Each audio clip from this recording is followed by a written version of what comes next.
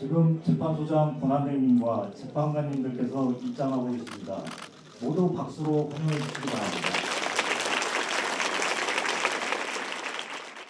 제가 퇴임사를 써가지고 비서실장한테 좀 올려달라고 했는데 비서실장이 그걸 고쳐버려가지고요. 제가 고친 대로 외울 수 있을지 모르겠습니다. 파워테니스 동호회 여러분, 그리고 심총무를 비롯한 두 동의 동호회 여러분께 특별한 감사를 드립니다. 그리고 왔을지 안 왔을지는 모르겠지만 온다고 했던 이금진 부장판사 맞나요?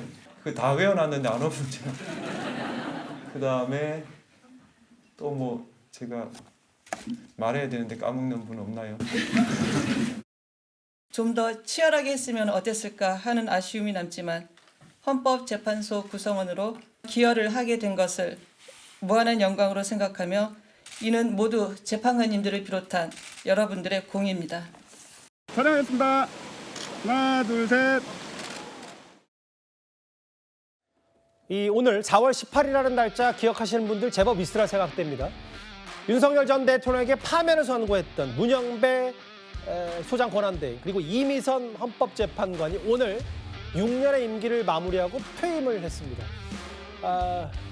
김경 대변인, 시민으로 돌아가겠다라고 했고 모두 여러분의 공이다라고 하면서 본인 퇴임사를 했는데 뭐 알려지기로는 문영배 대행은 원래 지역에서 판사 활동을 오래 했기 때문에 부산으로 간다고 하더라고요. 네. 오늘 보니까 그 일종의 이제 무거운 짐을 내려놓은 듯한 홀가분한 모습을 보이고 있습니다. 예. 그렇기 때문에 이제 퇴임사를 할 때 써준 원고를 그대로 본인 쓴 원고를 그대로 낭독하는 게 아니라 원고 없이 일종의 이제 애드립도 하죠. 뭐 파워 테니스 동호회 여러분, 뭐 투동회 동호회 여러분 이렇게 뭐 애드립도 하면서 제가 볼 때는 뭐 큰 숙제를 끝낸 듯한 표정입니다. 홀가분한 표정이고요. 근데 이걸 바라보는 제 마음은 전혀 홀가분하지 않아서 제 마음이 좀 무거운데요. 예. 무엇보다도 헌재가 변론기일이 끝난 다음에 30일 넘게 그 결정을 내리지 못했습니다. 그렇다면 헌재 재판 과정에서 충분히 대통령 측, 대통령의 어떤 방어권을 보장하는 그런 과정에 있어서 심리기를 좀 더 연장하면서 하나하나 공판 중심주의로서 어떻게 보면 수사기관의 어떤 진술을 형사소송법이 개정이 됐음에도 불구하고 당사자가 뭔가 동의하지 않을 때 그거를 사용하면 안 되는 불구하고 그런 부분을 증거 법칙에 의해서 굉장히 폭넓게 적용한 부분이 있거든요. 그런 부분에 있어서의 어떤 아쉬움은 전 개인적으로 남습니다. 이제 부산으로 내려가서 쉬고 뭐 원래 지역에서 판사 활동을 쭉 했었기 때문에 뭐 문영배 대행은 이제 부산으로 내려간다고 하더라고요. 부산으로. 근데 다음 화면을 볼게요. 그 박성미 비서관님. 근데 좀 보니까 문영배 대행이 하고 싶었던 얘기 중에 대인 논증 같은 비난은 지양돼야 된다. 이 표현을 어떻게 저희가 해석하면 될까요? 그러니까 대인 논증이라는 게 경력이나 사상 등을 지적하면서 비판하는 건데요. 기본적인 전제는 헌재의 판단에 대한 존중이 필요하다라는 메시지를 전하고 싶었던 것으로 보입니다. 사실 문영배 대행 같은 경우에는 국민의힘에 의해서 굉장한 고초를 겪은 인물입니다. 윤석열 전 대통령의 탄핵 심판이 진행되는 과정 가운데에서 문영배 대행을 향해서 뭐 미성년자 음란 게시물에 댓글을 달았다라는 식의 마타도어 하는 논평이 공식적으로 나온다던가 아니면 권성동 원내대표가 직접 이재명 대표와의 친분설을 제기하면서 문영배 대행이 이재명 대표의 모친상에 갔었다, 조문을 갔었다 이런 이야기를 하면서 가짜뉴스를 설파하는 일도 있었는데요.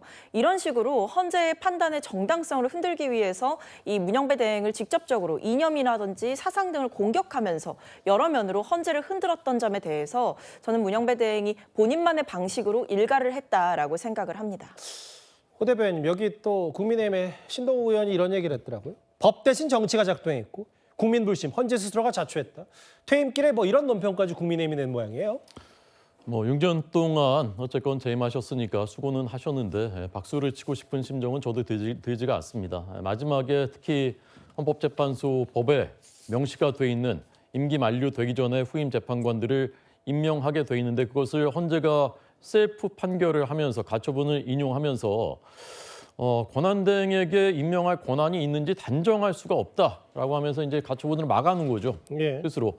근데 그랬을 때 이제 본안 소송까지 가는 그 기간 뭐 이런 것들을 고려했을 때 결국은 임명을 하지 못하게 되고 아마 다음 정권에 임명하게 될 텐데 그러면 지금 이재명 민주당이 임명하게 될 것인가 그런 거 고려하지 않고 그냥 정말 법대로 판결한 것인가 큰 의문이 남습니다. 저는 어쨌건 앞으로는 우리 사회 헌법재판소 이렇게 중요한 국가의 운명까지 결정하는 이런 그 최고의 법정에 우리 법연구회, 국제법연구회 출신의 그런 법관들 그다음에 마은혁 재판관 같이 정말 편향되고 경도돼도 너무나 한쪽으로 많이 경도된 이런 재판관들이 들어오는 일은 이번이 이제 정말 끝이었으면 좋겠습니다. 그 9명의 재판관들이 그 문영배, 이미선 두 재판관의 퇴임식 헌법재판소 대강당에서 진행이 됐는데 저 자리에 함께 참석을 했고요.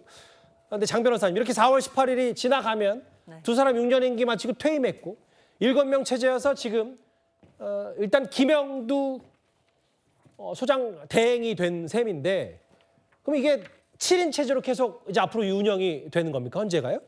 그렇죠. 일단 새 정부가 들어와서 새로운 대통령이 선출되게 된다라고 한다면 뭐 그게 곧 이제 6월이니까요. 6월에 새로운 정부가 들어오게 된다라고 한다면 대통령이 아마 새롭게 지명을 하게 되지 않을까라는 생각이 듭니다. 그렇게 지명을 하게 되면 뭐 임명 청문회 절차를 거쳐서 2명을 또 임명을 해서 아마 그래도 길지 않은 시간 내에 헌재가 다시 9인 체제로 갖춰지는 것 그것이 당연히 국민들의 재판받을 권리라는 기본권을 위해서도 더 바람직한 측면이 있으니까요. 예. 조기 대선 이후에 새로 뽑히는 대통령이 빠르게 이 부분을 진행할 것이라고 생각이 듭니다. 사실 윤 전 대통령 파면 여부가 4월 18일 전에 결정될 수 있냐 없냐 말들이 많았었고 이미 4월 4일에 대통령 파면 선고가 나왔죠. 오늘 4월 18일 2주가 지났고요. 두 사람의 재판관이 6년의 임기를 마치고 퇴임했습니다.